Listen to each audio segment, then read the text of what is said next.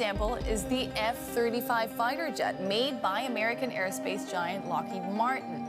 Several prominent voices linked to the defense establishment in Europe have suggested the U.S. has built F-35 도입을 중단한 포르투갈과 캐나다, 과연 이들은 세대 교체란 거대한 흐름의 마중물이 될 수 있을까요? 트럼프라는 초거대 빌런에 맞선 유럽이 드디어 방역을 시작했습니다. 불과 작년까지 F-35를 달라며 미국의 애걸복걸하던 포르투갈이 갑자기 태세를 전환 유럽 전투기로 눈을 돌린 것인데요. 포르투갈 공군은 더 이상 록히드 마틴과 F-35 인수 논의를 진행하지 않을 것이라며 공식 입장을 내놨습니다. 캐나다도 마찬가지입니다. 포르투갈이 F-35 포기 의사를 밝힌 지 하루 만에 캐나다도 F-35에 대체자를 찾겠다고 공표한 것입니다. 심지어 미국의 계약금까지 건넨 캐나다는 대규모 위약금까지 감안하고 계약을 파기한 것인데요. 트럼프의 이기적 독선으로 시작된 혼돈이 글로벌 전투기 시장까지 집어삼킨 모양새입니다. 그리고 이는 KF-21 블록2가 완성될 때까지 F-35로 안보 공백을 메우려던 대한민국에도 큰 고민이 될 수밖에 없는데요. 그래서 준비했습니다. 오늘은 북미와 유럽에서 시작된 나비 효과 F-35 포기가 속출하는 가운데 대한민국의 대응 방안에 대해 자세히 알아보겠습니다.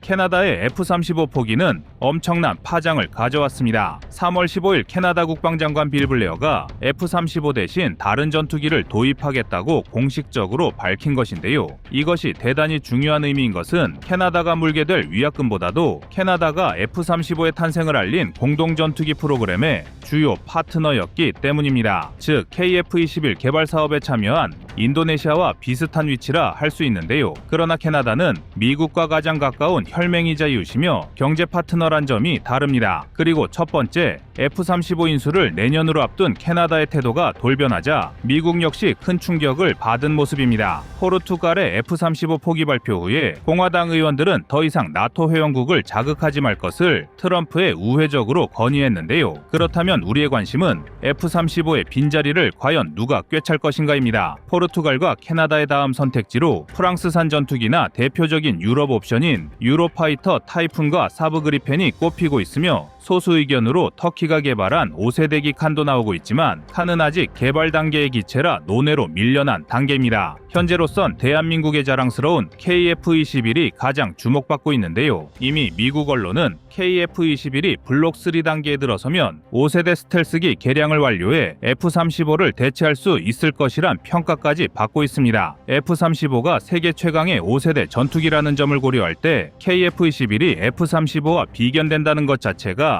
큰 논란거리가 아닐 수 없는데요. 어쨌든 전투기 후발주자 한국이 세계 최강의 미국과 어깨를 나란히 하고 있다는 점에서 긍정적인 평가를 받고 있습니다. 그리고 이것은 한국이 잘해서이기도 하지만 미국이 자멸한 결과라고 분석하는 전문가도 있습니다. 트럼프가 주변국을 윽박지르고 압력을 가한 것도 크지만 무엇보다 내부적으로 F-35에 대한 평가가 박했는데요. 특히 트럼프의 최측근 머스크는 국방 예산을 삭감하기 위한 명분을 만들기 위해 미국의 주력 전투기인 F-35를 심하게 깎아내렸습니다. 미국의 F-35 전투기는 현존하는 전투기 중에서도 F-22 랩터 다음으로 강력한 성능을 가졌으며 오히려 일부 기능에선 F-22보다도 앞서 있습니다. 그러나 일론 머스크는 이러한 유인 전투기를 바보 같은 짓으로 취급하며 드론을 비롯한 무인기로 모두 대체할 수 있다는 주장을 편 적이 있습니다. 물론 아주 틀린 말이라고는 할 수 없지만 전기차가 미래의 대세라고 해서 현재 엔진식 이동 수단을 모두 깎아내릴 필요는 없으며 여전히 그 나름의 수요는 있기 마련입니다. 때문에 우리로선 F-35 논란이 대한민국 안보에 미치는 영향을 따져보지 않을 수 없는데요. 지금 당장 F-35는 대한민국 항공전력의 큰 축을 차지하고 있으며 머지않은 미래엔 F-35가 KF-21의 경쟁자가 될 것이기 때문입니다. 그러나 지금 시점을 기준으로 가격부터 운용성, 유지보수 측면, 신뢰도, 전투력 등 종합적인 측면을 고려했을 때 현세대 전투기 중에서 F-35를 능가하는 스텔스기는 없습니다. 비록 비행시간당 유지 비용이 5천만 원에 육박하지만 이마저도 F-35의 파괴력을 감안하면 충분히 감내할 만한 수준이고 F-35는 불과 얼마 전까지 세계 각국에서 서로 앞다퉈 달리던 전투기입니다. 그만큼 압도적인 기체이고 특히 F-35의 진짜 가치는 지상 타격에서 드러나는데요. 강한 엔진을 탑재한 만큼 최대 이륙 중량만 31,800에 육박하기 때문에 지상 화력 지원 능력은 오히려 F-22보다 우수하다고 평가받고 있습니다. 그리고 바로 이것이 대한민국이 주력기로서 F-35A를 적극적으로 도입한 이유입니다. 대한민국이 계획한 3축 체계 중 가장 선제 대응인 타격 순환 체계, 일명 킬체인의 핵심 축으로서 F-35A를 활용하기 위함인데요. 적의 탄도탄 등 대량살 상무기 공격 징후를 미리 포착하고 선제적 타격으로 방어하는 체계로 F-35만한 기체가 없기 때문입니다. 즉, 북한이나 중국이 탄도미사일 발사 준비 단계에 돌입한다면 먼저 떠서 이를 공격하는 개념인데요. 여기서 F-35의 역할은 중국을 대놓고 노렸다고 해도 과언이 아닙니다. 도입이 완료된다면 총운용 대수 59대로 아시아에서 손꼽히는 F-35 보유국이 되는 것인데 사실상 우리가 북한을 의식해 이런 전력을 갖췄다는 것은 말이 안 되고 사실상 중국 견제용일 수밖에 없습니다. 때문에 대한민국이 F-35A를 최초 도입하던 2011년 당시는 물론 추가 도입론이 진행 과정에서도 중국은 우리 정부를 직접 저격하는 등 화를 참지 못했습니다. 무엇보다 F-35는 중국이 그토록 카피하고 싶었던 라이벌이자 미국의 핵심 전력으로 실제로 중국이 F-35를 따라 만든 젠-35를 공개하기도 했습니다. 외형부터 레이더 배치, 파일럿에게 비행 정보를 표시하는 내부 HUD까지 F-35를 닮은 젠-35의 모습은 서방에 큰 충격이 되었는데요. 그러나 충격이 웃음이 되고 중국에 대한 비판과 조롱이 되기까지 오랜 시간이 필요하지 않았습니다. 겉모습을 따라했다고 속까지 갖게 만들 수는 없었는데요. 애초에 오리지널리티 개념이 없는 중국으로서는 자본과 돈이 해결해 줄 거라 믿었겠지만 여전히 핵심 장비에서 미국의 발뒤꿈치도 못 따라가고 있으며 일부 분야에선 대한민국에도 한참 뒤떨어진 모습을 보이고 있습니다. 모두가 예상하는 가장 큰 문제는 엔진이었는데요. 여전히 개발 단계인 젠-35 초기형에는 러시아 미그-29의 RD-33 엔진을 모체로 한 RD-93의 카피품인 WS-13이 탑재되었고 최종적으로는 WS-13에서 3톤가량 늘어난 WS-19가 탑재되었습니다. 정리하자면 젠-35의 엔진은 러시아 미그-29 엔진의 카피품이라는 것입니다. 그런데 애초에 미그-29부터가 잘해줘봐야 F-16과 엇비슷한 기체니 젠-35의 F-35의 성능을 기대하는 건 어불성설인데요. 아무리 스텔스기가 기동력에 제한이 크다 하더라도 기껏해야 짝퉁 엔진을 탑재한 젠-35가 F-35를 따라잡을 순 없습니다. 사실 앞서 말했다시피 중국이 비공식 채널을 이용해 젠-35를 공개한 건 어디까지나 프로파간다에 지나지 않는데요. 실제 성능이야 어떻고를 떠나 중국이 F-35급의 스텔스기를 개발했다는 걸 광고하는 겁니다. 심지어 저열한 수준의 복제판이라는 악평을 들어도 이런 논란을 만들었다는 것 자체가 중국에는 이득인데요. 그 이유는 아주 간단합니다. 그만큼 F-35가 우수하기 때문입니다. 한마디로 F-35는 스텔스 성능에서 독보적인 존재감을 드러내는 기체로 4.5세대 전투기가 아니라면 격추하는 것이 불가능할 정도입니다. 실제로 F-35는 F-15와의 모의 공중전에서 8대0으로 압승을 거뒀는데 이는 전투기의 숫자의 기대는 양적 경쟁이 F-35 앞에서 무의미해지는 것을 의미했습니다. F-35의 단점이래봐야 높은 유지 비용과 시계 내 교전을 들 수가 있는데 이 역시도 상대적인 것으로 일반적인 5세대기 이하 전투기와의 비교에선 여전히 세계 최강입니다. 그리고 대한민국이 추가 확보한 F-35A 20대 역시 현재 미 공군에서 운영하고 있는 F-35A와 동일한 성능의 기체인데요. 예비 부품과 제방 장비, 후속 지원까지 일괄 구매로 2028년까지 총 3조 7,500억 원의 예산이 소요돼 경제적인 면에서도 상당한 메리트가 있다고 평가받고 있습니다. 이 자체로도 나쁘지 않은 훌륭한 계약이라 할 수가 있는데요. 급변한 국제정세 속에서 이번엔 계약의 중요한 칼자루를 대한민국이 쥐게 되었습니다. 이뿐만이 아닙니다. F-35의 몰락은 그대로 대한민국의 반사이익이 될 전망인데요. 미국 무기의 불신과 지나친 종속성 문제로 인해 전 세계가 새로운 대안을 찾고 있는 지금 그 대안으로 한국산 전투기가 가장 강력한 후보로 떠오르고 있습니다. 전 세계적으로 반미 반트럼프 기류가 확산하면서 미국의 대표적인 무기 수출 모델인 F-35의 미래가 흔들리고 있습니다. 반면 한국산 전투기 KF-21과 FA-50이 유럽과 아시아, 심지어 미주 시장까지 파고들며 새로운 바람을 일으키고 있는데요. 이 흐름은 단순한 우연일까요? 절대 아닙니다. 기회도 준비된 자에게만 찾아오듯 트럼프의 실수가 한국의 방산에 전례 없는 황금기의 마중물이 되고 있습니다. 포르투갈과 캐나다의 F-35 포기는 단순한 뉴스가 아닌 세계 전투기 시장의 지각 변동을 알리는 신호이며 한국이 이 흐름을 타고 글로벌 방산 패권을 쥘 절호의 기회인데요. F-35 시대는 저물고 KF-21과 FA-50이 떠오르고 있습니다.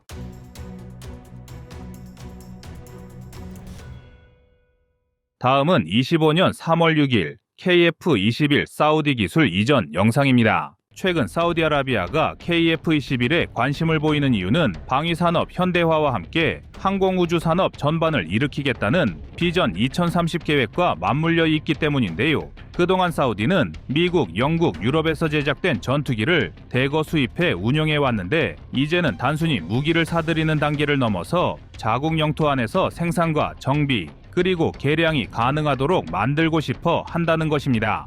KF-21 보람에는 설계와 소프트웨어가 다국적 기술에 완전히 묶여있지 않기에 사우디 입장에서는 원하는 수준까지 맞춤형 확장이 가능해서 한국의 KF-21은 매력적인 선택지일 것입니다. 인도네시아 사례를 보면 20% 분담금을 내는 대가로 핵심 기술까지 전부 달라고 요구했다가 갈등이 생긴 이력이 있기 때문에 이번 사우디의 사례는 우리 한국이 현명하게 대처할 것으로 기대됩니다. 과거 인도네시아는 개발비 전액을 대지도 않으면서 첨단 항전 기술이나 스텔스 관련 노하우를 모두 이전받으려 한 것이 문제였습니다. 사우디아라비아는 인도네시아보다 훨씬 큰 재정을 움직일 수 있으므로 한국 입장에서는 오히려 이번 기술 이전 협상을 비교적 여유롭게 진행할 수 있을 가능성이 높습니다. 관련 업계에 따르면 사우디아라비아는 향후 블록2와 블록3 업그레이드를 통해 완전한 스텔스형 내부 무장창을 갖출 때까지 함께 투자하면서 자국이 원하는 커스터마이징을 반영할 수도 있을 것이라고 설명하는데요.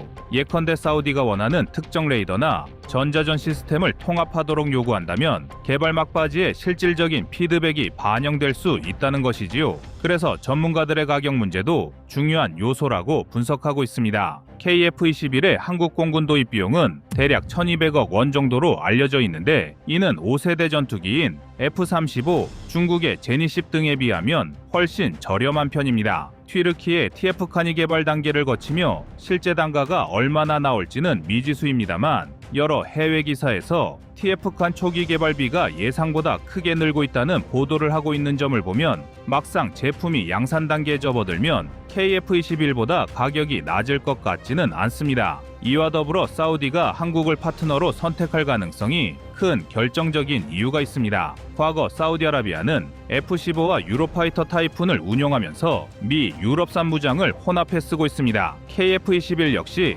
미국, 유럽 무장에 맞게 통합이 진행 중이므로 사우디 입장에서는 과거 도입해둔 무장을 그대로 활용할 수 있습니다. 이 부분은 의외로 큰 장점입니다. 왜냐하면 새 전투기를 도입할 때마다 호환 무장을 전면 교체하거나 별도로 개조해야 한다면 추가 비용과 시간이 꽤 많이 들기 때문입니다. 그런데 KF-21을 도입한다면 이런 문제는 일순간에 해소되는데요. 그런데 여기서 흥미로운 점이 정작 KF-21과는 크게 상관없는 나라들이 한국을 평가하고 있습니다. 인도네시아 언론, 튀르키예 언론, 불가리아 군사 전문지 등에서 KF-21은 미국산 엔진을 쓰므로 기술 이전이 어렵다는 요지의 기사를 반복해서 내놓고 있습니다. 그런데 웃긴 게 튀르키예는 TF칸 또한 미국제 엔진에 의존한다는 사실은 잘 언급하지 않습니다. 그럼 다른 외신들이 한국의 제약 조건이라는 것을 살펴보겠습니다. 사실 한국과 미국이 1차로 KF-21에 들어갈 엔진을 계약한 총수는 240대입니다. 그러니까 한국에서 사용할 전투기와 인도네시아에 판매할 수량 정도입니다.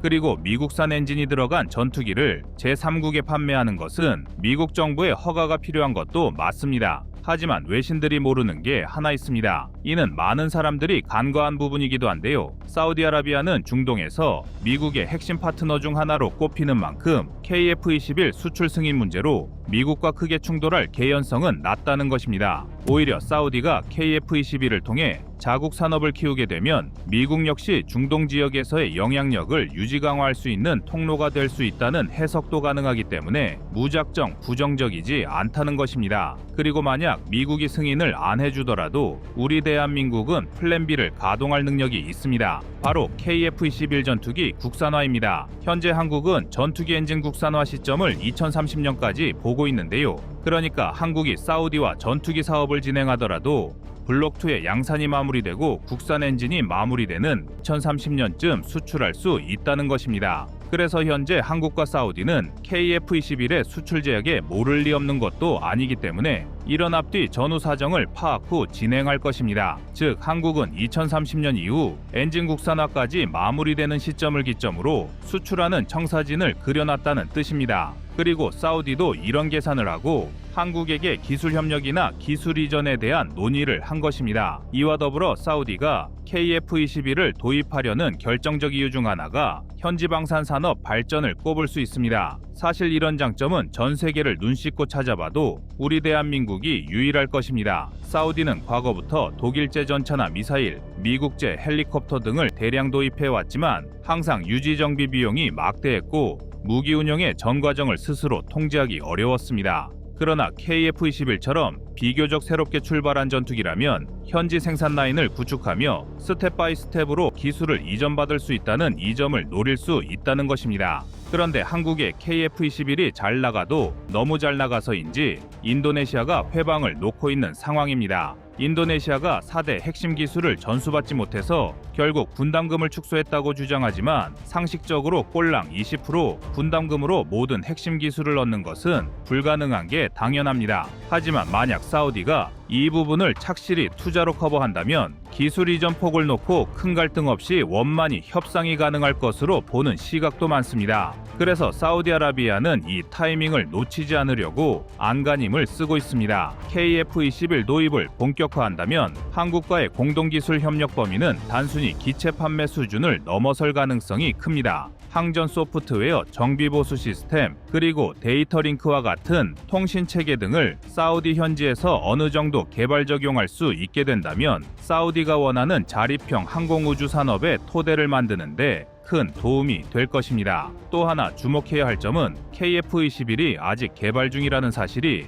오히려 사우디 입장에서 매력적으로 작용할 수 있다는 것입니다. 이미 완성된 기체를 수입하는 것은 운용 안정성이 높지만 개조나 현지화 범위를 넓히기가 어렵습니다. 반면 KF-21은 아직 여러 업그레이드 계획을 남겨두고 있으므로 사우디가 조기에 참여한다면 자기네 필요에 맞게 성능을 함께 설계하고 반영할 가능성이 열려 있다는 것이지요. 정리하자면 사우디아라비아 입장에서는 이러한 확장성을 지닌 KF-21을 통해 단지 기체만 들여오는 게 아니라 자신들의 입맛에 맞춰 공동 개발하겠다고 협상력을 발휘할 수 있습니다. 이는 튀르키의 TF칸이나 중국의 제니십 혹은 러시아의 수호257 등을 수입하는 것과는 비교가 안 되는 강점이 있습니다. 물론 완성도나 스텔스 측면에서 미국의 F-35 같은 기존 5세대 전투기에 바로 비견하기는 어렵지만 사우디로서는 자국 항공 기술력을 도약시킬 수 있는 선택지를 결코 쉽게 버릴 수 없는 게 사실입니다. 뿐만 아니라 KF-21 시제기들이 착실히 테스트를 거쳐 성능을 입증해 나가고